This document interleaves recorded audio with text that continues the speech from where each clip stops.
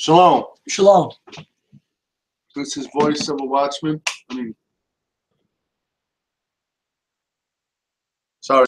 It's our ministry. Greet everybody on the Sabbath with Shalom, and we greet you in the name of Ahayah and his son Yashayah and the Barak, the Holy Spirit. It's the part Spirit on the Most High.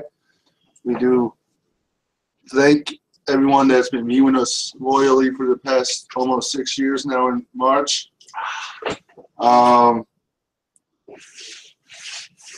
We have a holy day coming up in the beginning of December.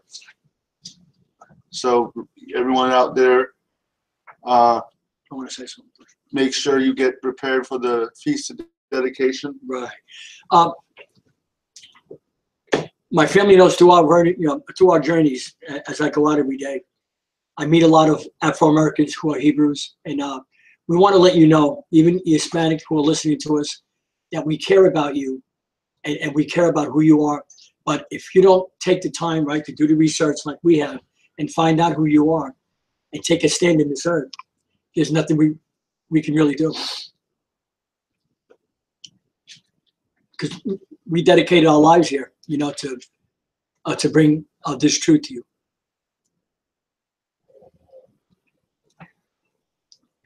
Go ahead, Joey.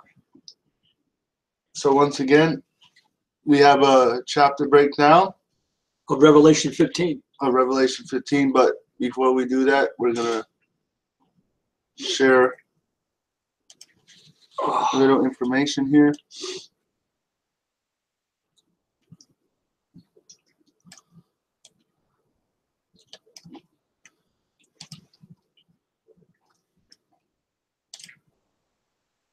So last night we learned 4 more tribes. We learned about the Panamanians and the Guatemalans being from the tribe of Zebulon, the tribe of Gad is the Native American Indians, and the tribe of Issachar are the children of the Mexicans. The native indigenous people of Mexico are the tribe of Issachar. So now we're on Gad still. They was behind closed doors making maps on how they was going to control and distribute the land to the other Europeans that were coming over. I want you to adjust this. Yes, this is true. Identifying who are the lost sheep of Israel. Mm-hmm. Good job. Now, a lot of our people don't know this because not only did they come over here with diseases, they came over here with a religion. Look at this. You just can't destroy the people biologically. No, this You way. have to destroy them spiritually. Mm-hmm. You must give them a new God. Look at this. Look at this. That was part of Catholic, these people we Indian, explained body. becoming the lost. Look what they did to Catholics. Are the They lost brainwashed. sheep of Israel. I wanted you all to Now, hear a this lot of point. our people don't know this because not only did they come over here with diseases, they came over here with a religion. You just can't destroy the people biologically. You have to destroy them. I want to add to Elder Ricard's point. You just can't kill people with slave labor. You have to control them spiritually to make sure they will always work and serve you through their progeny. So remember that. So, again, always have your pen and paper and remember, and that's a good point. You cannot ever destroy a people just physically. You have to conquer them spiritually, so that guarantees that their progeny will always be under your control. And look at the peace on the tribe of Gad and the indigenous people. They had no animosity for no one. They were at peace with themselves. They had the true power still. them spiritually, you must give them a new God. That was part of these people we explained becoming the lost sheep of Israel. We're going to bring out more and give you the conclusion of who are the lost sheep of Israel. Okay, now we have the North American Indians. You was lost, but now you're found. You're from the tribe of Gad. Your father told you in Genesis the 49th chapter that you are from the tribe of Gad. A troop shall overtake you. Now, let's move this further going into the tribe of Asher. A lot of brothers who break this down say that Asher is Colombians. That's a wrong understanding. Colombia is right next to Panama. They're the same people. Panamanians, Guatemalans, and Colombians, they are the same. The tribe of Asher. So if you are from Colombian, or if you are an indigenous to the land of Colombia, your people are from the tribe of Zebulun, with the Panamanians and the Guatemalans. Okay, so Panama, Zebulun encompasses Panama, Guatemala, and Colombia. Look at all the drugs that how the powers that be have destroyed Colombia with cocaine. By actually dealing with them and taking their drugs and putting it in our neighborhoods, in our schools, in our country here. Mm-hmm. They have and they're using the Israelites to destroy themselves with narcotics. That's right. The key about the tribe of Asher, you know what that is? The oil. From Venezuela through Argentina, through Brazil, all the way down through Argentina, you have oil. That's the key part here. So those that are saying that that's Colombia. So Asher is Venezuelans, native Venezuelans, Argentinians, and Brazilians.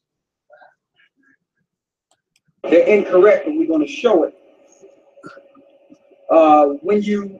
I don't know how many of you look at what's politically going on in the earth, but the president of Venezuela threatened George Bush and said that if they go into Iran, they would raise the oil prices over $100 a barrel. So, when it comes to the oil resources in South America,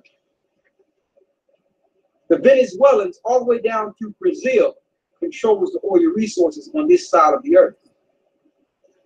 Let's get some Bible prophecy to prove that, or Bible understanding. Genesis 49:20. Read that. Out of Asher, his bread shall be fat. His bread shall be fat, let you know his land shall be fertile. Go ahead. And he shall yield royal dainties. Royal dainties. What royal dainties? Let's see. Go to Deuteronomy 33:20. Write these precepts down, everyone out there. Please, yeah. Royal dainties. Read Deuteronomy 33:24. Read that. And of Asher he said, let Asher be blessed with children. Let him be acceptable to his brethren, and let him dip his foot in oil. Let Asher dip his foot in oil. Wow. The Colombians are not controlling oil. The Venezuelans, all the way down through Brazil and Argentina, have the oil. Okay? So the oil show you in the last days who would be the tribe of Asher. So the father Jacob told him that your sons will dip their foot in oil. That's right. Now, when you do the research in South America, you'll know when they was running from the Europeans during the little war there, they tripped their foot and their cruise was coming up with oil in South America. Okay, and that's how this land becomes so dainty and rich, the oil resources.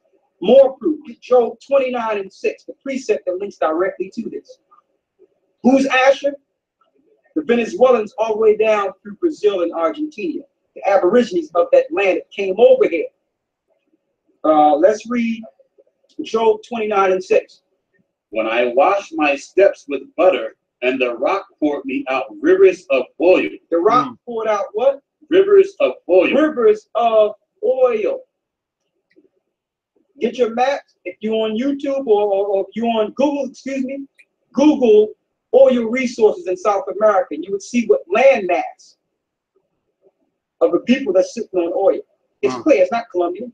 It's easy to understand. So whoever's teaching that they're Colombian, just correct that, all right? Read on. When I went out to the gate through the city, when I prepared my seat in the street, the young men saw me and hid themselves, and the aged arose and stood up. Now, we're going back to Genesis 49. Genesis 49. Now we know who Asher is. The Venezuelans, the Aborigines of Brazil, and the Aborigines of Argentina. All these places are oil-rich resource places in South America. So link that with the Bible, you have the tribe of Asher. Now, we're going into the tribe of Naphtali. Naphtali. Okay? Let's go to Genesis 49 and 21. And there's a mystery connected with this tribe too. And we're going to pull that out. All right? Some people have been teaching that Naphtali is Argentinian, Chilean. Absolutely incorrect. We're going to teach the truth on that. Go to Genesis 49 and 21. Read that. Naphtali is a hind let loose. He giveth goodly words. He giveth goodly words. Naphtali is the modern day Hawaiians and Samoans. Yes. They're from the tribe of Naphtali. The goodly words they give is when you go on their land, and I know because we went there, I've been to Hawaii, the goodly words they give you is aloha. They greet everyone that come down with ladies around their necks. Similar to what you see on this picture right here. Healthy too. See that picture right here? The ladies around their head and around their neck. They give goodly words. Now, they were taken down or being controlled by the Asians today. But they are also from the tribe of Israel, the Aborigines of Hawaii and Samoa. We're going to show you the mystery when it comes to that. Read that again. Naphtali is a hind let loose. He giveth goodly words. Go ahead.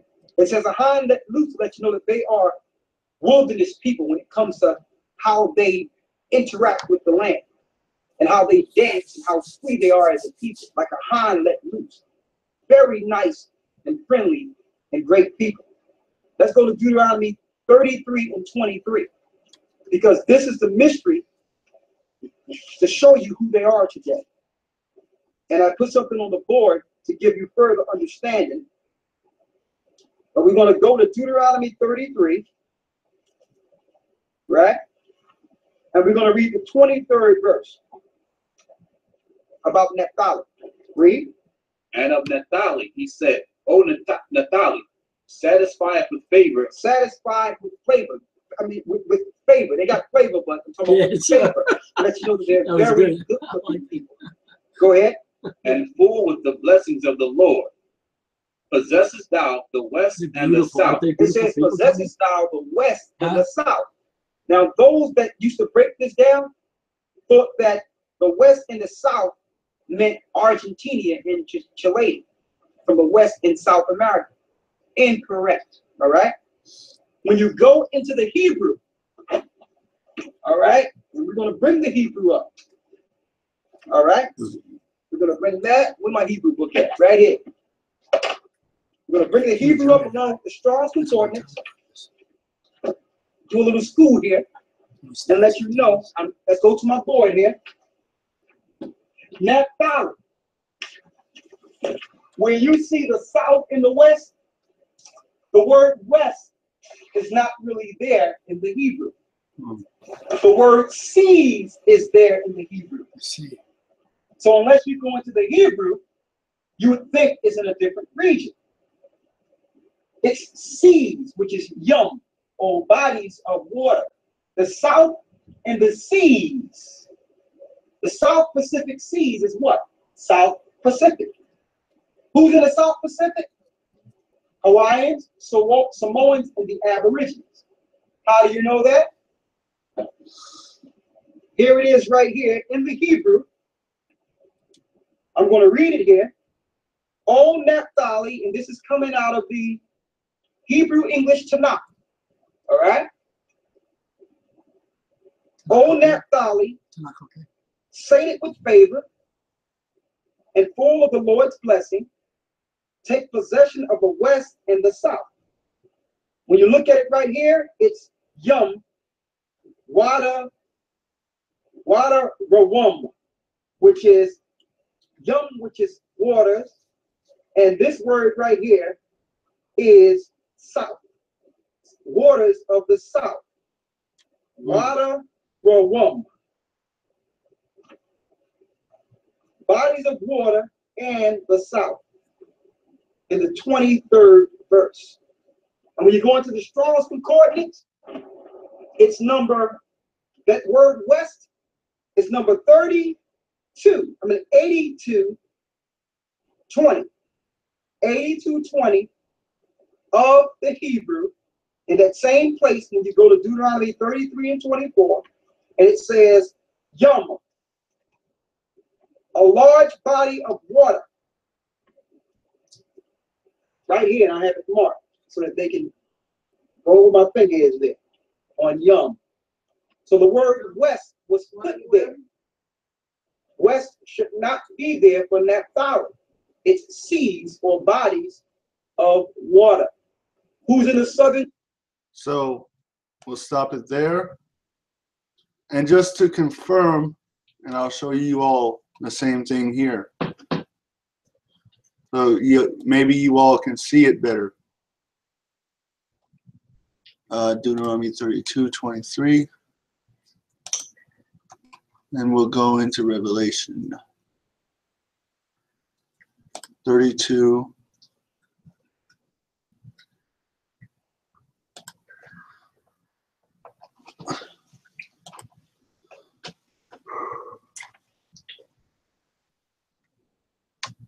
You're gonna hear that all night? That music down there. Mhm. They're having some kind of party down there or something? I suppose so.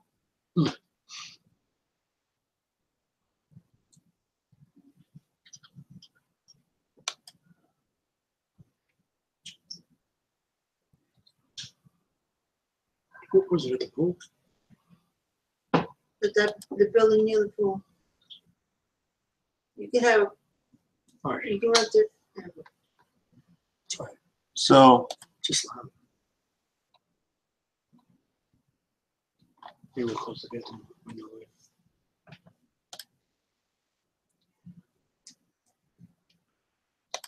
let me get it right here.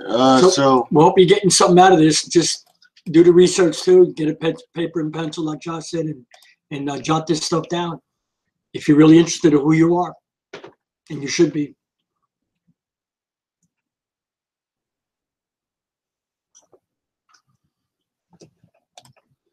right here in Deuteronomy 33 and 23, just to confirm what Elder said, the word is yam, which means bodies of water or seas.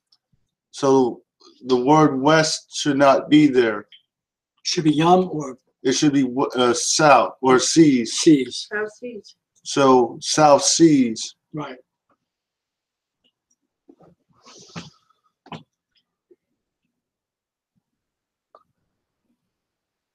Noisy surf or south or bodies of water.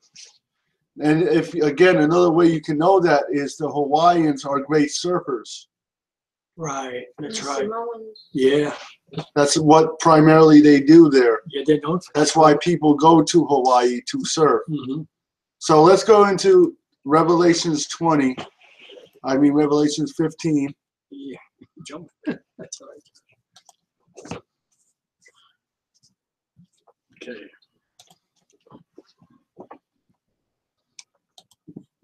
Revelation 15. Okay, are we ready? Revelation 15, verse 1. I saw on the sign, and I saw another sign in heaven, great and marvelous. 7 angels, having the 7 last plagues. For in them is filled up the wrath of Ahayah. The what? The wrath of the Most High. So God is not all love. The Most High isn't just all love. Like Mhm. religion would have you to Where's your believe. love, brother? So these angels are going to bring out the final bowls of the wrath of God. So the Most High is not happy with this earth. Don't get that concept. Get that idea that God is happy with this earth. How can he be? That's right. Come on. With all the homosexuality and drug well, that's Same-sex marriage, women preachers, homosexuals in the church, right in the pulpit. Right in the pulpit. in the choir and In the even choir. the pastor That's right. We have a mess out a there. lot of time. That's what religion does. So Okay. And I saw as it were. You want to say more, Josh? So, anger, the wrath of God is a fierce, unreleased, not unreleased, but Released. Yeah. unrestrained anger. That's right. So, imagine when you unleash your anger on something. You want to utterly destroy it. Come on. So the Most High is going to destroy Babylon utterly. Verse 2. And I saw as it were a sea of glass mingled with fire, and them that had gotten the victory over the beast, and over his image, and over his mark, and over the number of his name. So okay, these are three the there now. See? These are the people who did not worship the Satan's system or his ideology. They didn't bow to his financial system, and they didn't take his mark. Come on. Which is the RFID chip. Stand on the sea of glass, having the harps of Ahayah. And they sang the song of Moses, the servant of Ahayah. So the song that they sung, that will be singing in heaven, is the deliverance song that the children of Israel sung after they saw the in Exodus 14 and 15 when they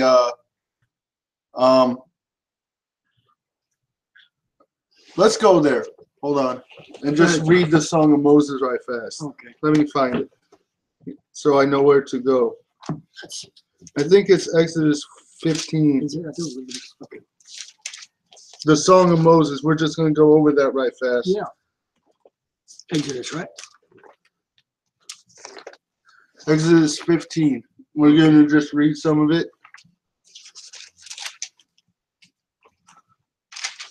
Okay. Exodus 15. The song of Moses. Let's get some precept tonight. Now, this is the precept from Revelation.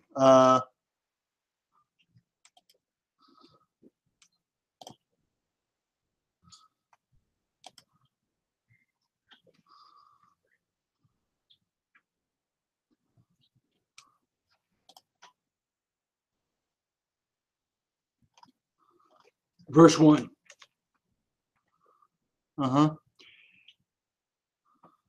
Then came Moses and the children of Israel this song, then sang Moses and the children of Israel this song unto the Most High, and spake, saying, I will sing unto the Most High, for he hath triumphed.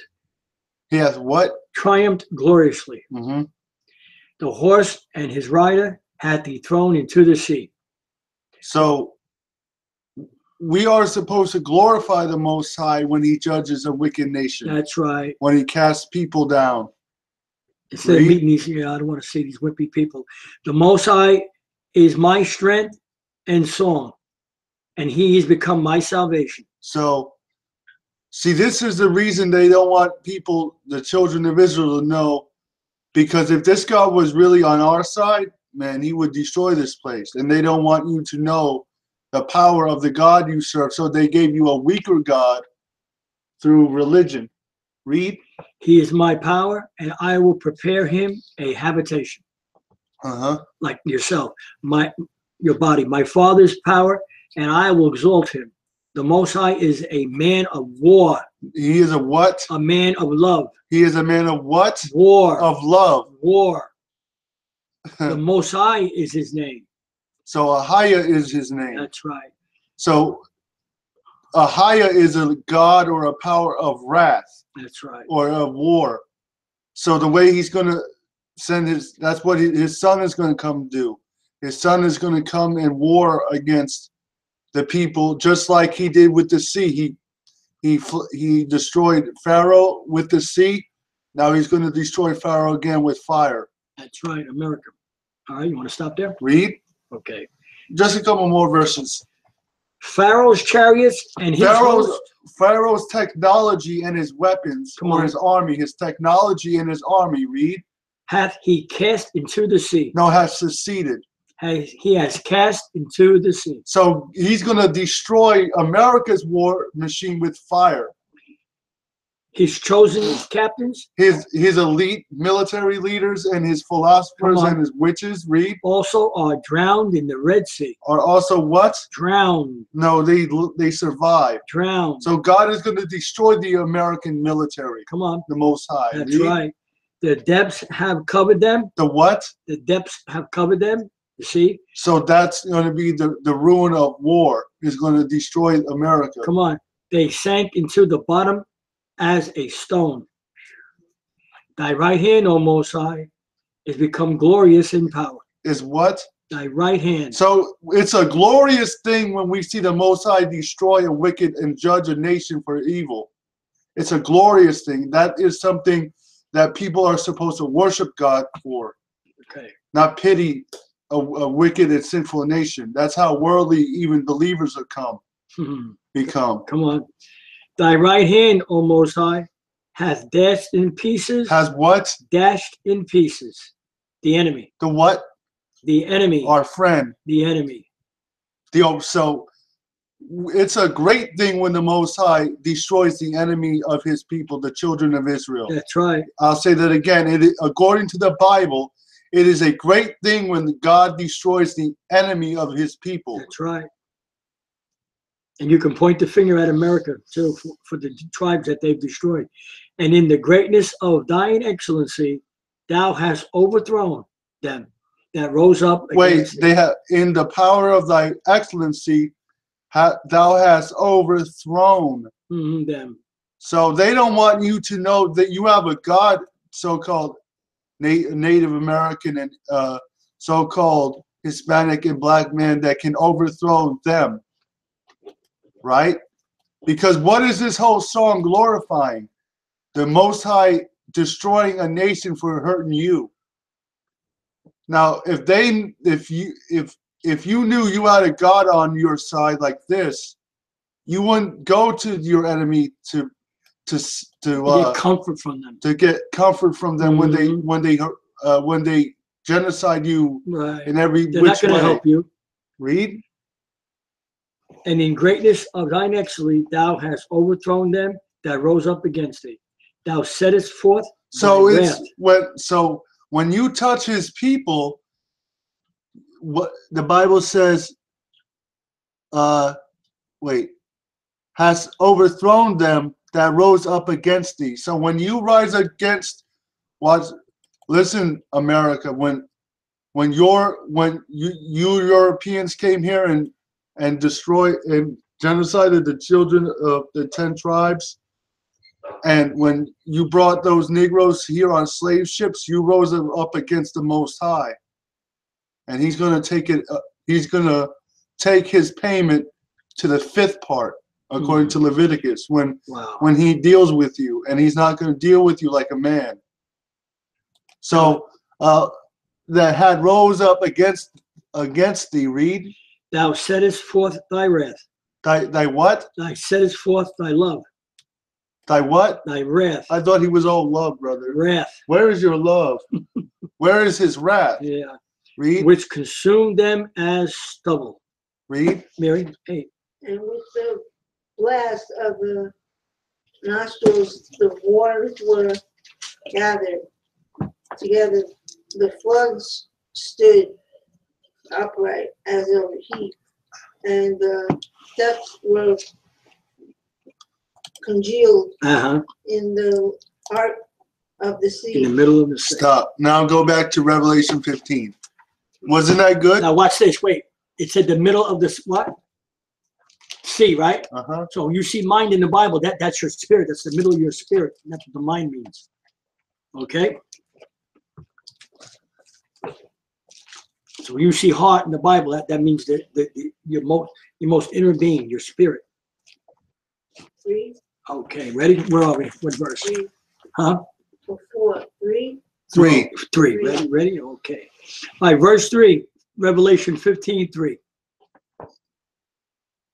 And they sang the song of Moses, the servant of the Most High, and the song of the Lamb, saying, Great and marvelous are thy works, most power almighty, just and true are thy ways. Thou King. Just and fair and righteous. True, that's right. Not unfair and evil. Come on. So it's not unfair and evil when the hurricane hits America. It's not evil when earthquakes and wildfires destroy people. That's right. That is God's justice. That's right. Listen to this. Thou King of saints, The children of Israel. that's right, who shall not fear thee, O Uh-huh. Most High, and glorify thy name. For thou only art holy. Art holy. What verse are you on? 4. For thou only art holy. Uh-huh. For all nations shall come and worship before thee. So they don't want you to know that that everyone's going to come and worship before you with Mhm. Christ. That's right. They would have you believe that white people are going to rule always. So you're always going to be bowing to them. See, and that's why I went to we read the Song of Moses. See, when you know that the God of the Bible is with you, and that he's the God of Israel, the so-called Negro. See, if you had known that, here's a truth. Listen to this. What was the Civil War really about? The children of Israel were crying out against their Egyptian oppressors again, and the Most High made them turn on each other and kill one another over his people. That's right. So whenever you cry to God against your oppressor, he destroys them. That's right. He makes them kill one another. So how is the Most High going to help your people when you're praying for this nation that's against you? On all sides, right? Read. And after that I looked, and behold, the temple of the tabernacle of the testimony is in heaven was open. Uh-huh. And the 7 angels came out of the temple, having the 7 plagues, clothed in pure and white linen, Uh-huh. and having their breasts girded with golden girdles. And on the 4 beasts gave unto the 7 angels 7 golden vials, full of the wrath of Ahayah, who liveth forever and ever. And the temple was filled with smoke from the glory of Ahayah. That's Isaiah 6. Okay. And from his power, Uh-huh. and no man was able to enter into the temple until Till. the 7 plagues of the 7 angels were fulfilled. Okay. So that's awesome. we see, The vials of wrath next time in Revelation 16. and that's going to be, so we see, once you understand who you're reading about, That's it, Josh. the whole book the of key. Revelation unravels. That's the key. Listen to Josh. Listen, that's good, Josh. If you don't know who you're reading about or who you are, and that's you that you're reading about, you won't understand Revelation. You won't even understand the word saints. It's you. It's not everybody. We're going to go into, again, right, Tony? Yep. This is all in Deuteronomy 28, the transatlantic slave trade, historical documentation on the middle passage. So this is all about the children of Israel we're about to hear.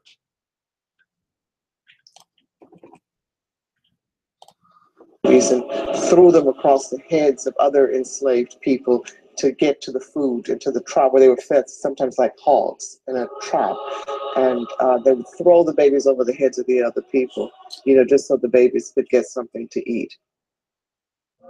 Don't they have food in the place of bad spirits? When will we eat? I wish I could dip into my mother's rice pot. Look, is that Mama?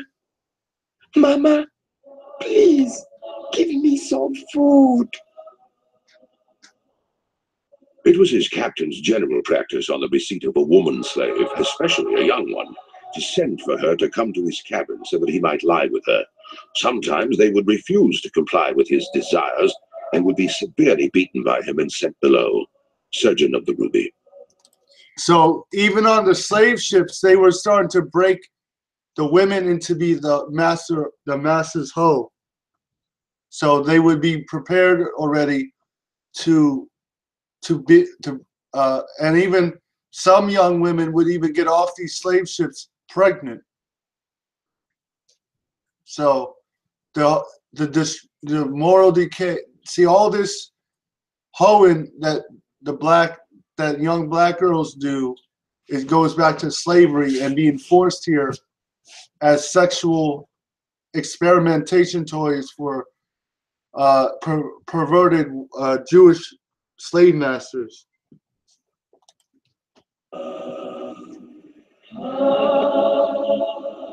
Down my cheeks the tears are dripping. Broken is my heart with grief. Mangled my poor flesh with whipping. Come, kind death, and bring relief. Remember, we're not happy about showing you Anonymous these things, these clips, but you got to know the truth. What I think about as a woman, because of disobedience to the Most High in Moses' time, this is what the happened humiliation to all the tribes. of it. I think about those women to whom cleanliness But you can rise above it. is such a You just got to repent, integral part of their find out who being. you are, to be take a stand in Subjected to this the earth. filth and the dirt, to have to lie in their own feces, you know, Can't to get out of live religion, get out of amidst Babylon, get out of blood spiritual Babylon and vomit. as fast as you can. Disease was a relentless killer. Dysentery, smallpox, measles, and scurvy consumed the ships. The floor of their rooms was so covered with blood and mucus that it resembled a slaughterhouse. Alexander Falconbridge, slave ship surgeon. If indeed someone got sick with smallpox, which was incurable at the time, you simply tossed the person over. And if you suspected that it spread to others, you tossed these people over. Abundance of these poor creatures are lost on board ships merely through the surgeon's ignorance, because he knows not what they are afflicted with, but supposing it to be a fever, bleeds and purges or vomits them, and so casts them into an incurable diarrhea. And in a few days they become a feast for some hungry shark. Dr. T. Aubrey, slave ship surgeon.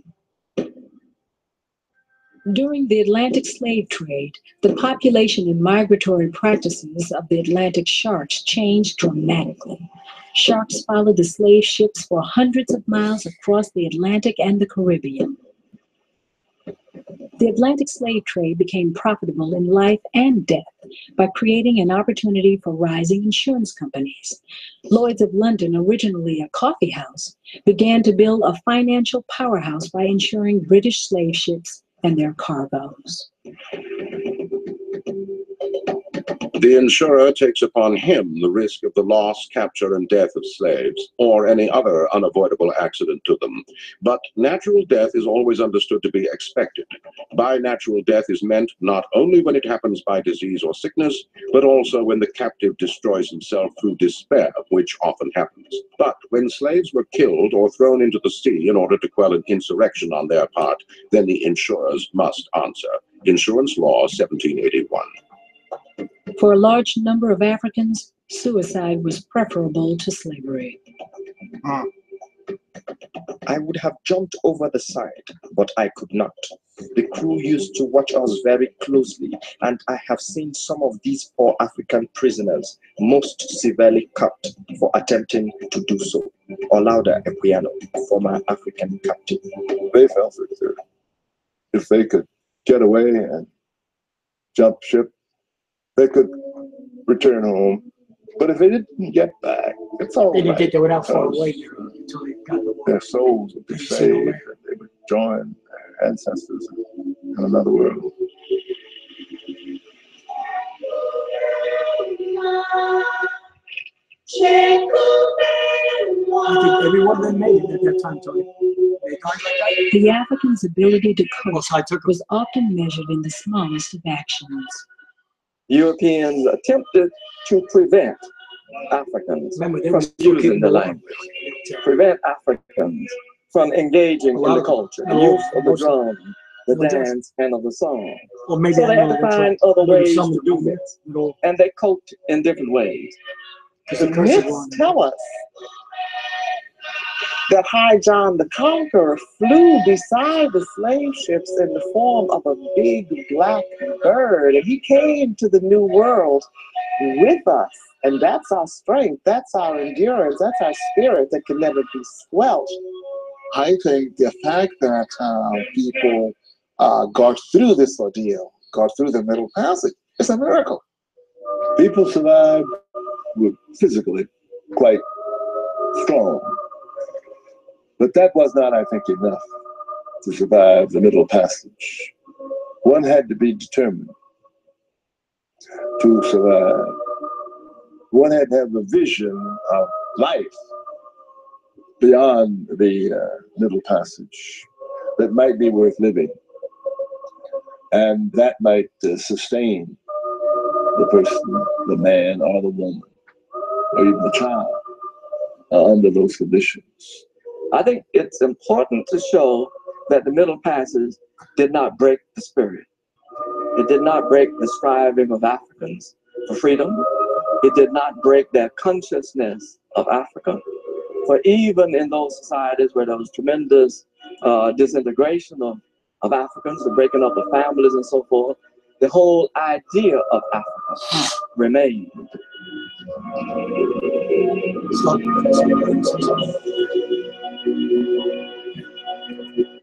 I want to say something. I want to clear something up.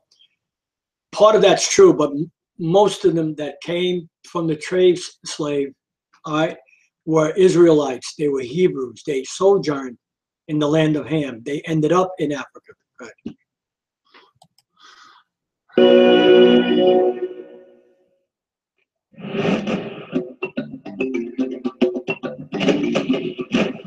Resistance, insurrection, rebellion, revolt.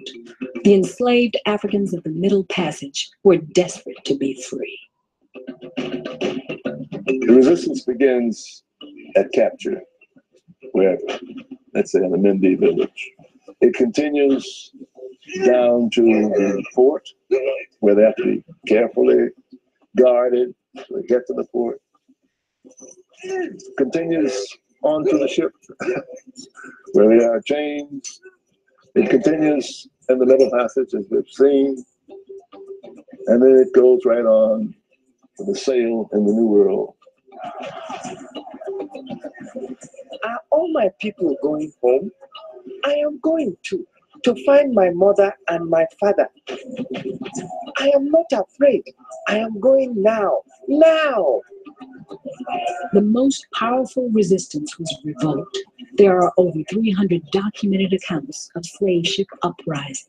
The writings of slave traders and their logs and so forth record many mutinies, they call them. I think they were very frequent, particularly while they were still inside of Africa, when they thought they could get back home. The organized African captives had pieces of iron they had torn off our door, as having premeditated a revolt.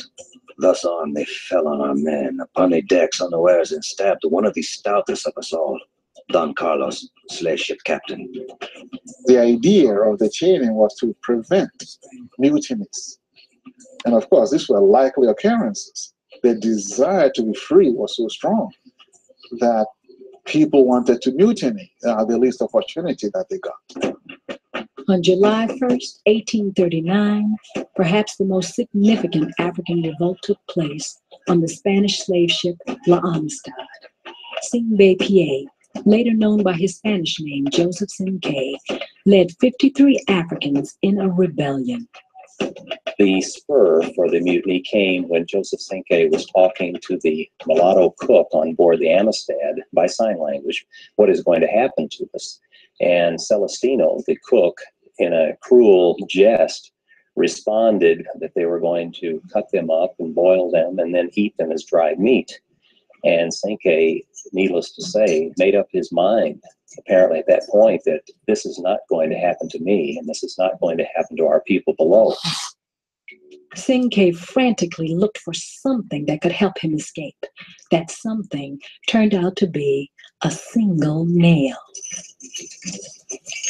Now the problem was to find weapons.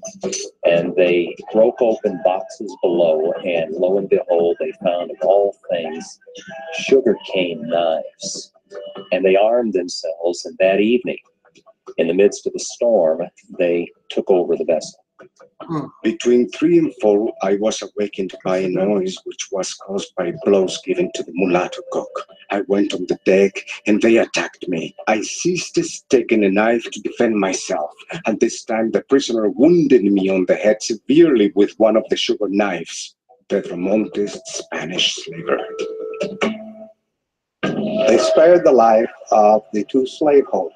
Montez was a former ship's master, and they had seen him steer the ship, so they knew he knew how to do this.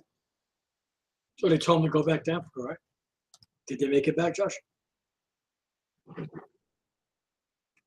Well, I'm happy for that, that's for sure. No people should be taken from their land, but these curses are real. No kidding.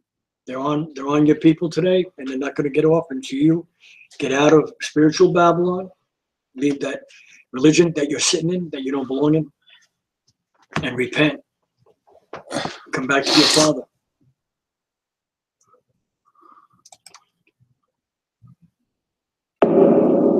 That's all he wants. He wants you to repent and come back. The longer you stay in religion, the harder it's going to be, right? And thy store. Cursed shall be the fruit of thy mouth, and the fruit of thy land, and the increase of thy kind, and the flocks of thy sheep. Cursed shalt thou be when thou comest in, and cursed shalt thou be when thou goest out. Yahuwah shall send upon thee cursing, vexation, and rebuke.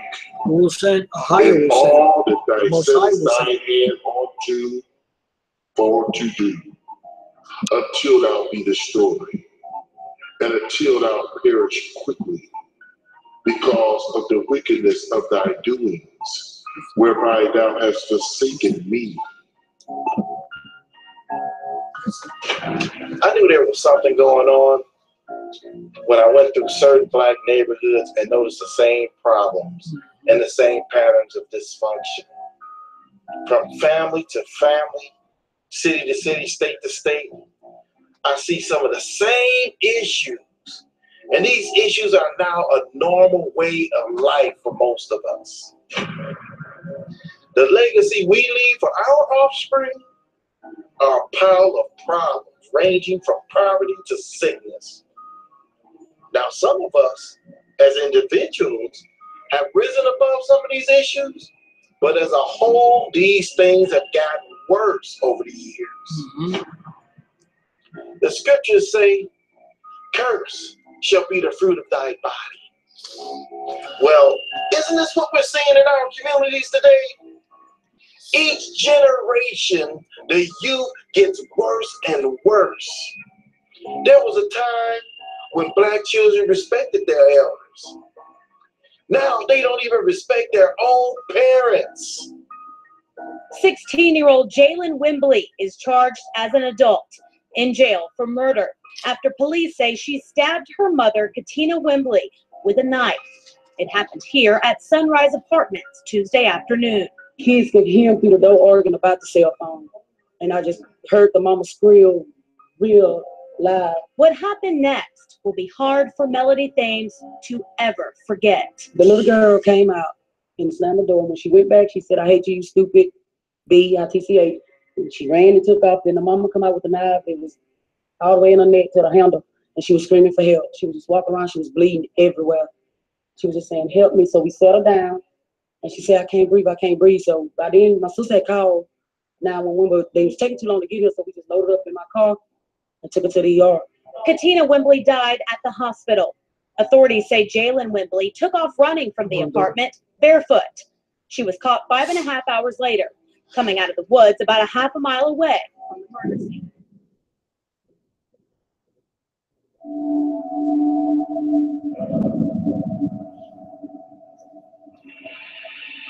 Shoved off to school as a distraction to the birthers most times. It's with gladness and glee that the mom, or maybe the dad, kicks them out the door. Good riddance to you till you decide to come back home because you know I ain't got no curfew for you. just as long as you keep the law away from my door. If they come here, troubled child who always disappears and runs away from home. I need my time to myself, some may say, while others want to hit the streets to maximize their day. And don't let them have a day off. It's usually accompanied by, shucks, I was hoping to do something else today, but now I have to deal with you. What a way to show love to the ones that snuggled in your womb for 9 months. Why do you treat the former inhabitants of your womb like discarded garbage? Don't you realize the fact that they know this and will grow with this?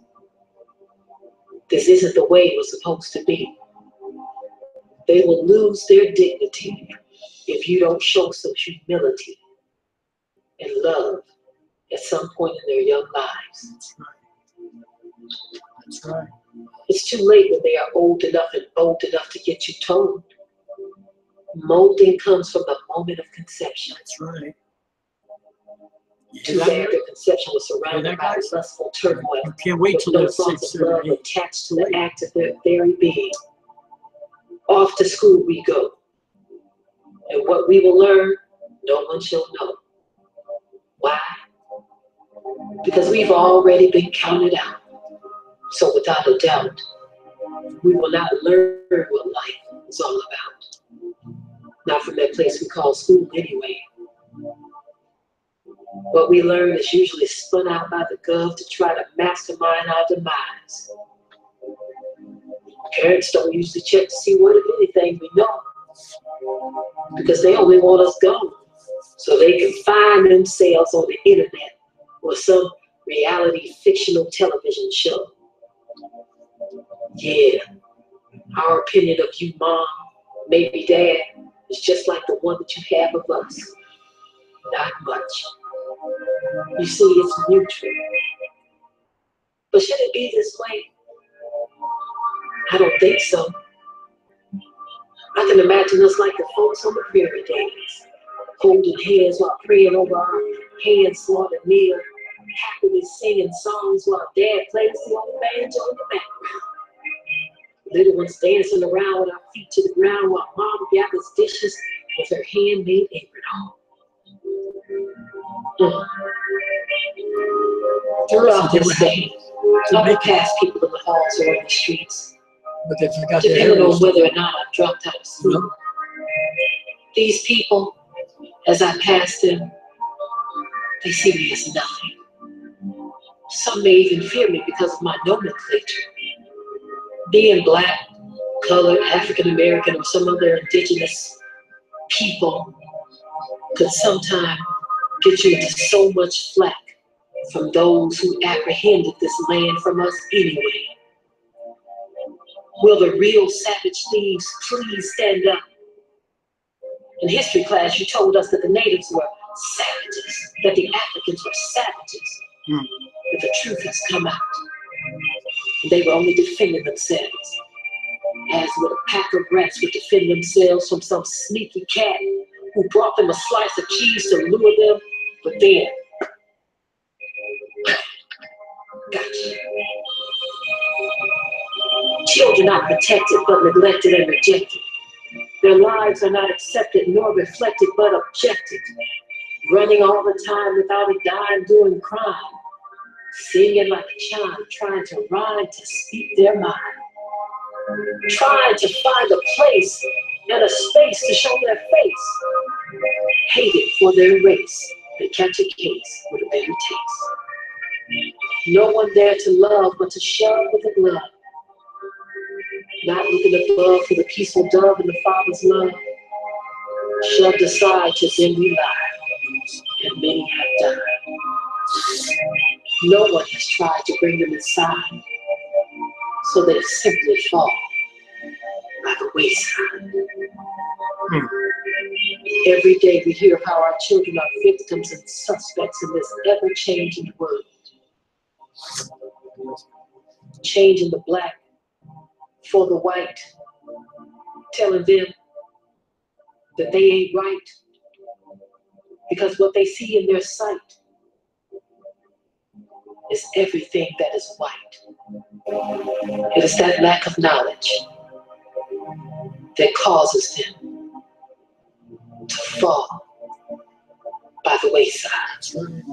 My people perish for a lack of knowledge.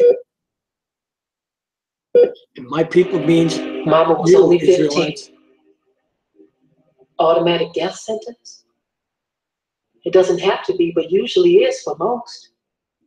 Why?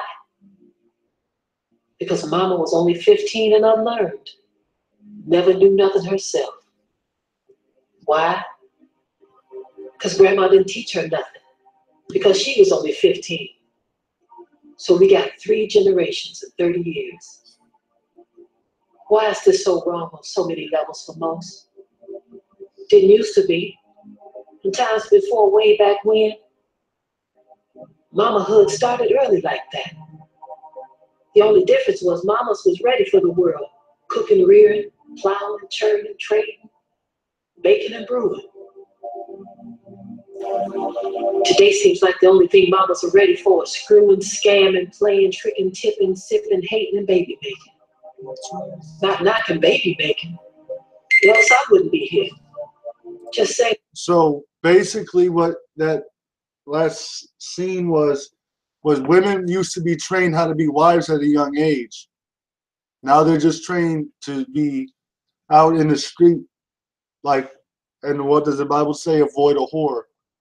And Josh, I want to say this too also, hold on, that there's a lot of blame from the grandmothers and the parents today on their children. You can't blame the children. This is up to you, right, Mary, to grow your children up right. Bible says to grow up a child in the way that it should go. So if you grow up a child surrounded by negative images or viewpoints of itself, what's it going to grow up into? Negative viewpoints. And it's going to live out what it sees. And you got to do it while they're young. Very young. Very young. I mean, we take a lot of things for granted. Of course. Many of us just run in the grocery store and grab what we feel like. It's not that way for young. Type of cricket where they can understand it. But we Okay, go ahead, John. Wow. Broken into pieces that each one of us can have a piece of the cricket. If we caught a fish that doesn't wash on the bank side, whatever, when we did it, everybody took a bite.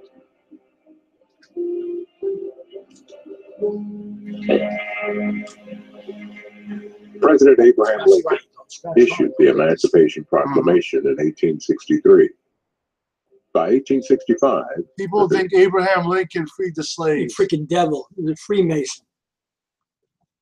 But he just made a different enslavement. He didn't do nothing. The 18th Amendment, abolishing slavery, had become constitutional law in most states. And in 1865, Lincoln became the first U.S. president to be assassinated. During Reconstruction, most southern states ratified the 13th Amendment. However, they also put in place a series of laws that severely restrict the rights of African Americans called the Black Codes. Mississippi was the first state to institute the Black Codes, and its legislators didn't ratify the 13th Amendment until March 16, 1995. Johnny Thomas is mayor of Glendora, Mississippi.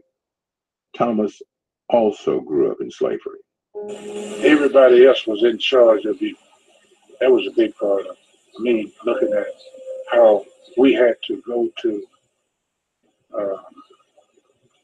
the owners to get anything. They had their own plantation store. That's where we had to eat from. That's where my mom was always eating. We never had anything. You know, growing up, that was tough time. What were you talking about this area? Oh, well, I was just talking about this being a plantation type of community, and pretty much in the shape that it's in because individuals hoped that it went back to the cotton field. as such. What do you mean by plantation time? Well, we was created around plantations. This entire area here was pretty much farmers, and now they are pretty much mechanized and corporate farmers. Therefore, leaving individuals here to fend for themselves and hopefully to keep the status quo. When I say status because quo, they make keeping them rich. individuals without. It's the their American mission, dream. it seems, that this community stay poor as it was in the past. I'm a part of the Swan Lake. The Swan Lake community was owned by the Floats. And the Floats own the plantation in Swan Lake as well as in Glendora. In July 2009, not only did we interview May Louise Miller, who was a former slave until the 1960s, but we uncovered a present-day plantation. We're concealing the identities of those living on this plantation to protect them from any repercussions. You had housing in the city which you moved, so you would pay like $70 a month? Well, as long as it's around where I stay, yeah, I just did. You know, we couldn't get them to say anything about the owners on camera, but they explained to us off camera exactly what was going on, and they said to us if we were able to get them off of the plantation, that they would give us the full story on camera. Human rights activist, the writer Dick Gregory, explains the mentality of present-day slavery. And so you sit and you look at a mentality. And so when I looked at that, let's think about my mother. They would bring my mother to the house. And when they bring my mother to the house, one of us would have to go with my mother. So the master said.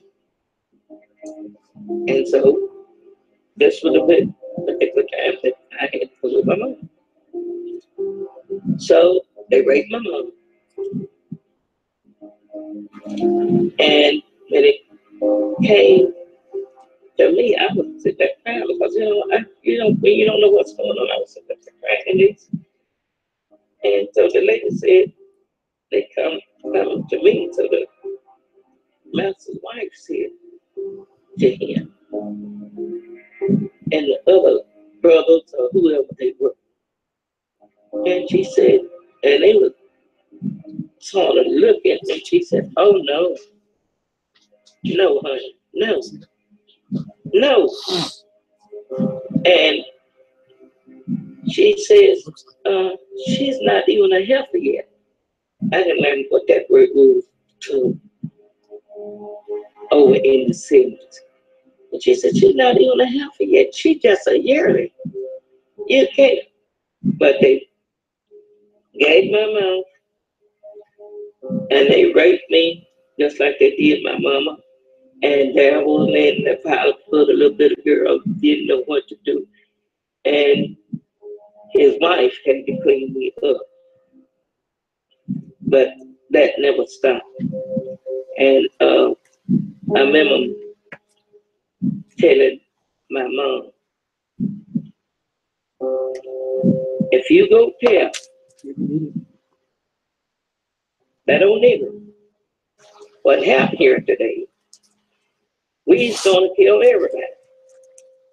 We took this issue of present-day slavery pinnage to Capitol Hill. We contacted members of Congress to get a reaction, but were not surprised when they said they would, but never set up a time to be interviewed. Yahweh shall bring a nation against thee from far, from the end of the earth, as swift as the eagle flieth. A nation swift as the eagle flieth. Who's the eagle? Whose tongue thou shalt not understand. America. A nation of fierce countenance, which shall not regard the person of the old, nor show favor to the young. And he shall eat the fruit of thy cattle and the fruit of thy land, until thou be destroyed, which also shall not leave thee either corn, wine, or oil, or the increase of thy kine, or flocks of thy sheep, until he have destroyed thee.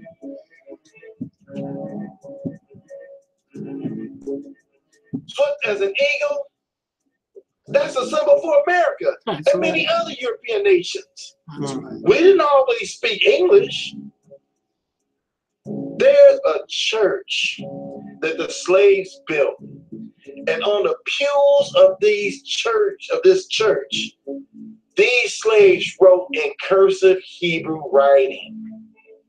This is First African Baptist Church, the oldest black church in North America. The building built by slaves. The gentleman that laid the first brick laid the last. The balcony hold pews that actually were built by slaves. They have the oldest information in this building. That information is written in cursive Hebrew writing. Downstairs, the air holes that the people, when they hid beneath the floors, they were able to use are actually African prayer symbols. America is that fierce nation that didn't regard the young or old.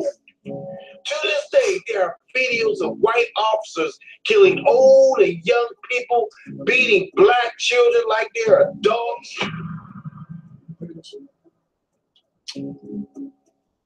When these officers saw Tamir Rice, there was no questions asked. And in 2 seconds, that young boy was gunned down.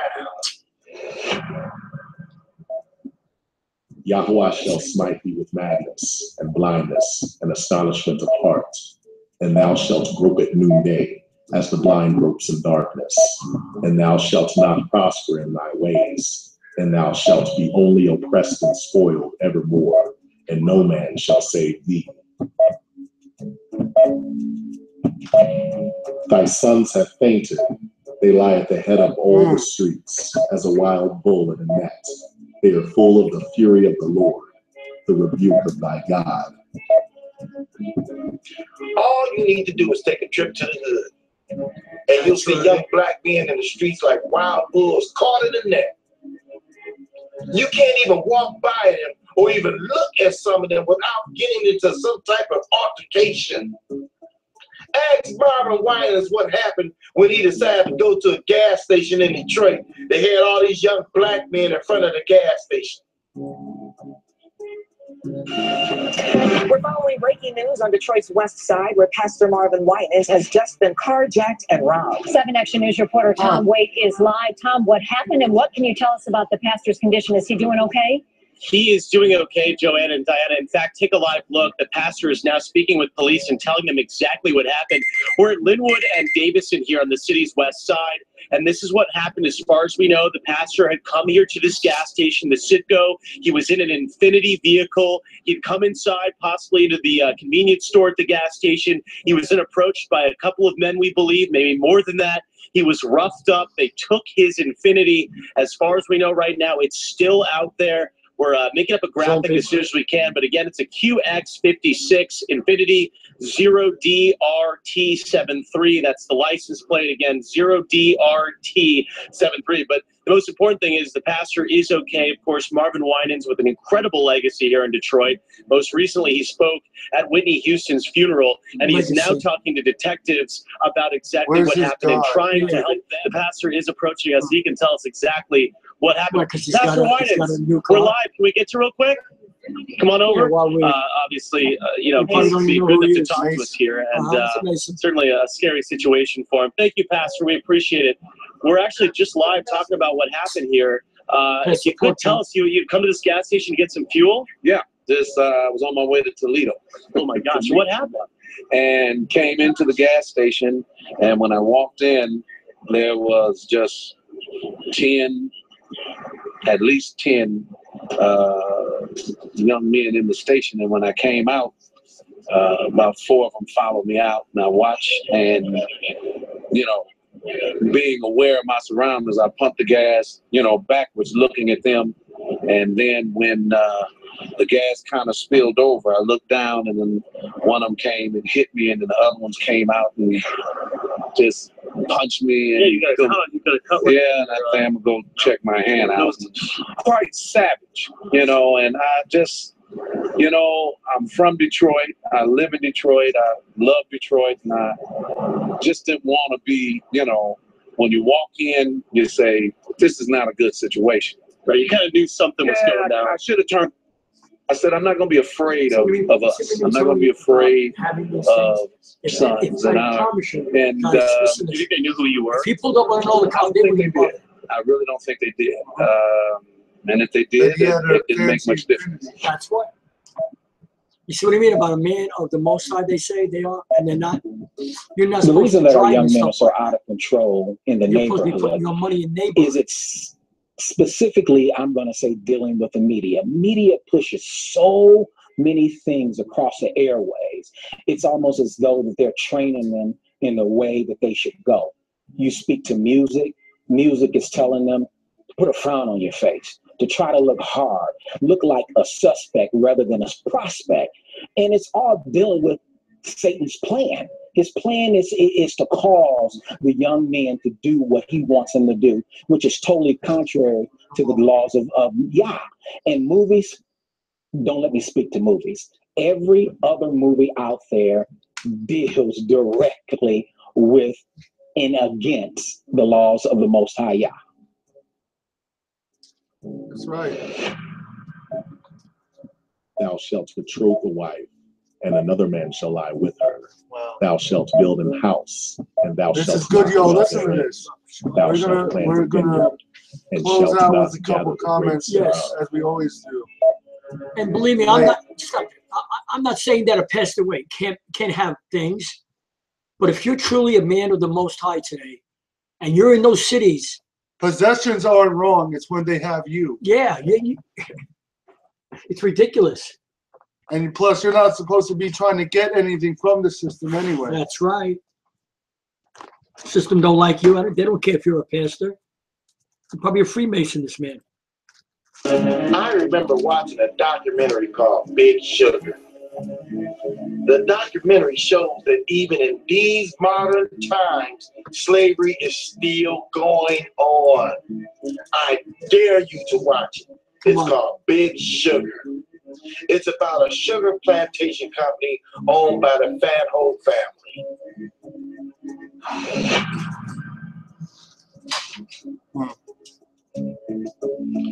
Billionaire Cuban brothers Alfonso L. Fanho and Jose Pepe Fanho that owns the sugar company that produces most of your white sugar that's sold throughout the United States, including Domino sugar and even off-brand sugars.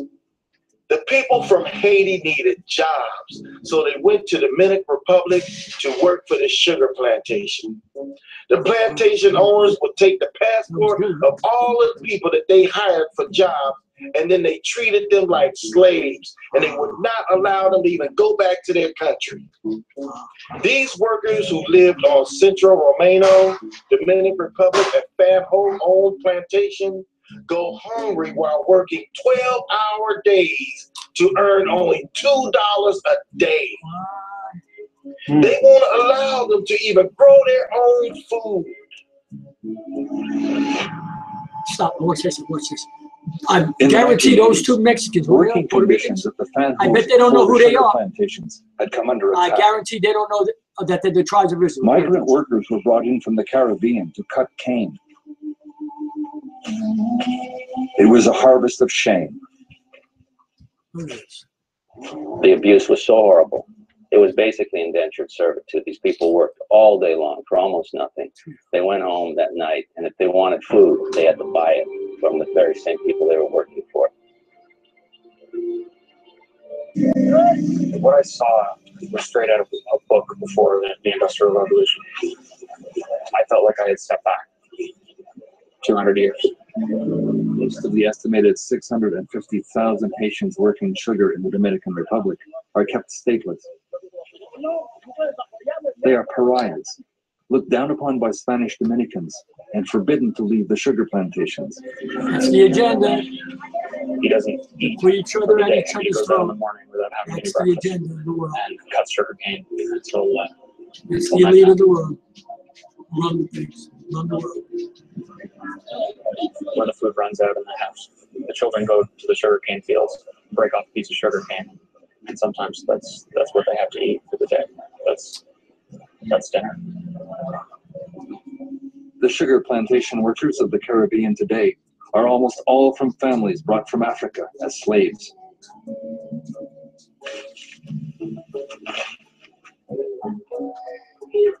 Fanhold's security is never far away.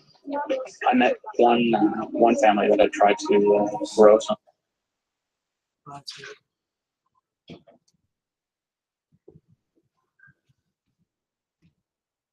This world is serious. Let's talk. Okay. Get in there, Josh.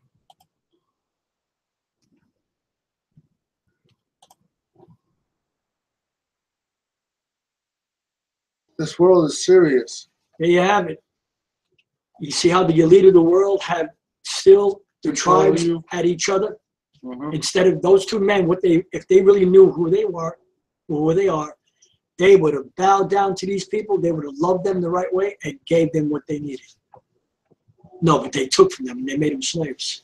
And guess what? They're still slaves too. No matter how much money you have. Money doesn't change your delusion and what else, Josh? Your position and everything else that you are. Yeah. Money does not change. Slave, that just makes the individual a better servant. Because like this, think of it like this.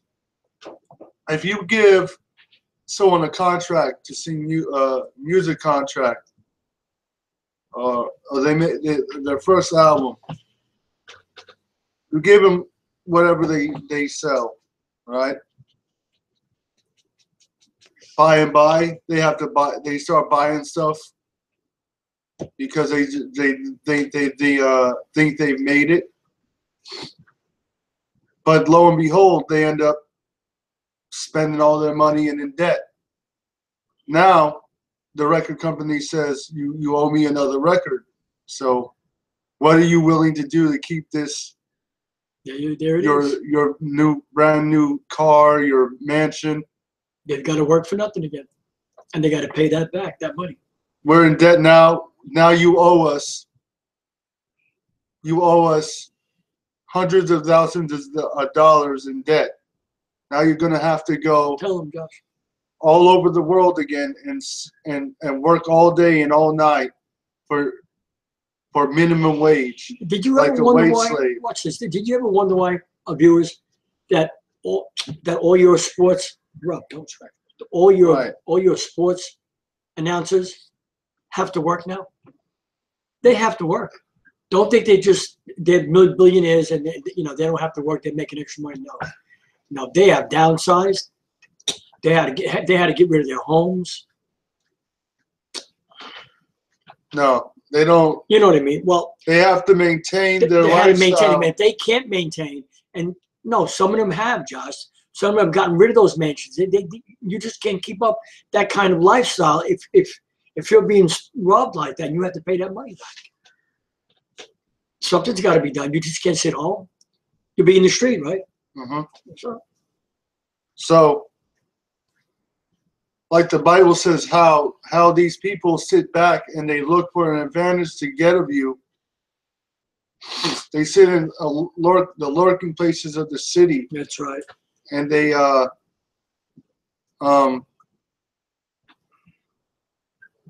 get some sleep time. Yeah. Right? Yeah. When you go to Psalm, hold on, let me turn. Go to Psalms 50 verse 16. Okay.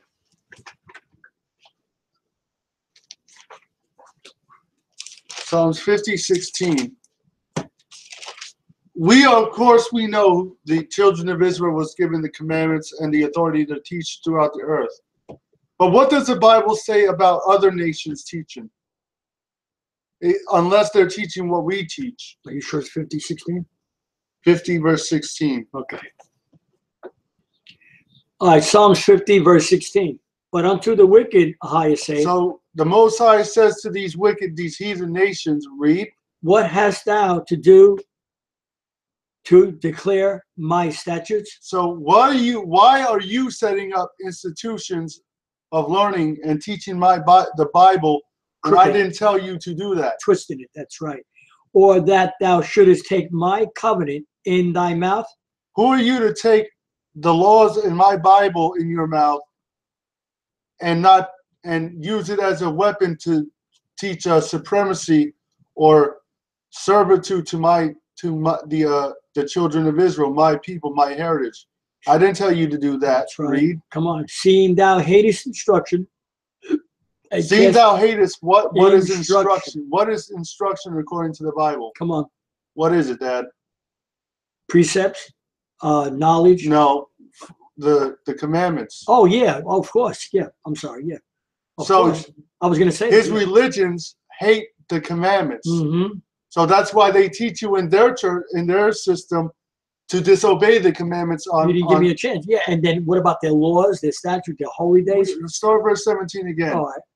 Seeing thou hatest instruction. So Esau's system hates the laws of God because God didn't choose him. So why should he teach you to follow the God that rejected him? That's right. Right? And casteth my words behind thee. They say, look, this is the Bible, right?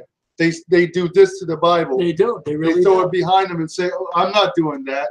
I'm going to teach that what doesn't I want. apply to me. Right. The law's done away with. We're not under the law. And you see all these big preachers. I have a personal relationship with Jesus Christ. Right. Wow, what a lie. Read verse 18.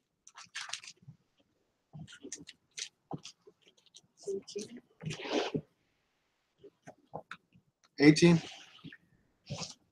When thou sawest a thief, then thou contendedest with him. So the religions always consent.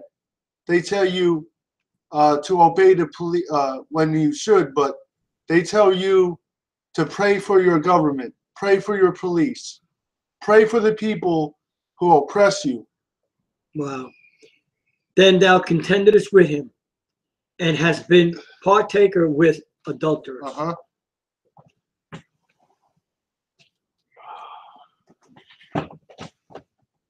It's a sad day, America. The Most High's people better wake up before it's too late. Thou givest thy mouth to evil. Thou tongue frameth deceit. So they use their television and their educational system, their science system, to teach supremacy, white supremacy, to the children of Israel. Thou sittest and speakest against thy brother. Who is it? Esau's brother, the children of Israel, Jacob. That's right. Let me go, hold on, one more precept to close out tonight. This has been a good Sabbath lesson.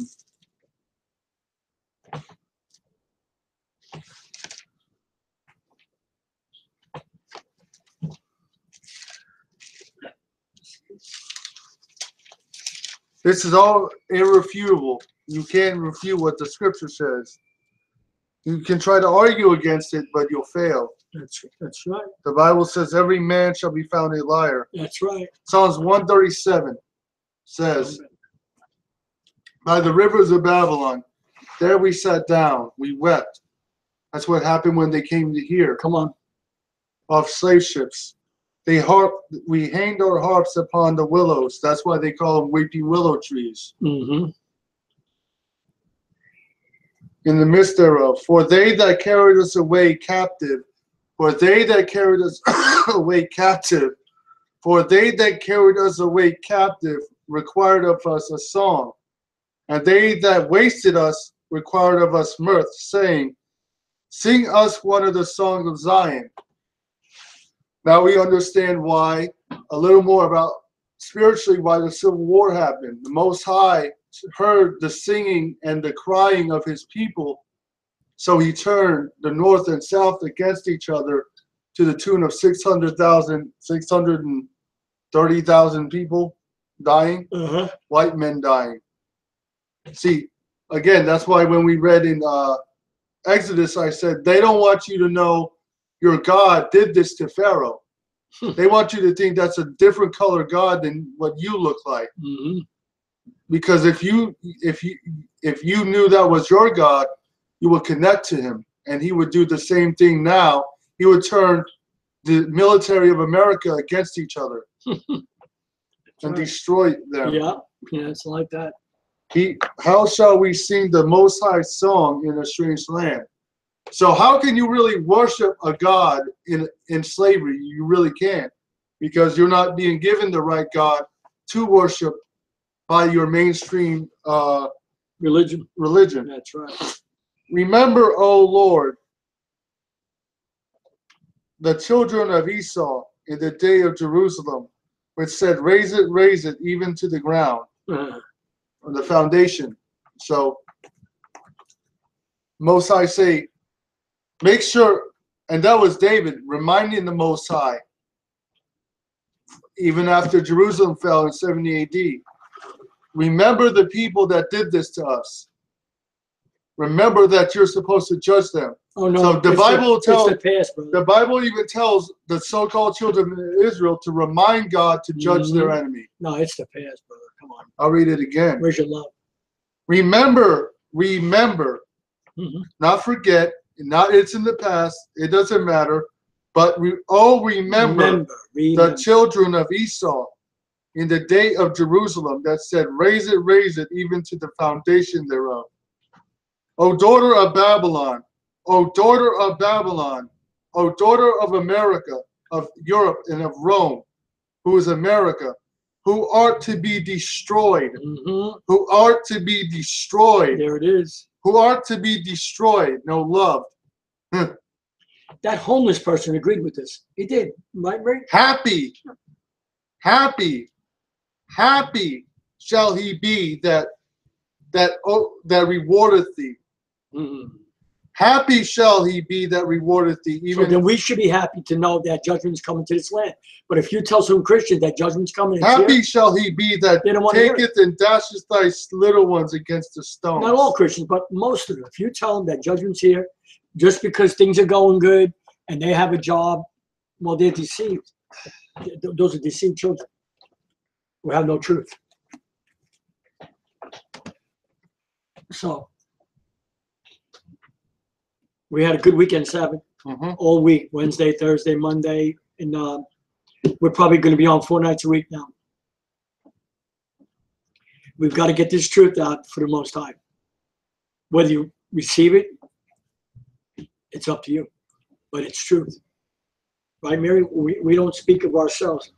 Emma? Emma. Hey. Emma. Stop it, Mary. You have the doggy. Hey, so. All right, so we love you. We might be on tomorrow or Monday. Awesome. Remember, it gets dark at 5:30, so we'll be on 5:30 every Saturday, every Friday. Every Friday. And before sundown. About an hour and a half before 5:30. You know, like 4:30. So write that down if you're a regular subscriber. We'll notify you as it starts to get lighter, darker when spring comes as well. We'll keep you informed. Shalom. Shalom. Shalom. See you.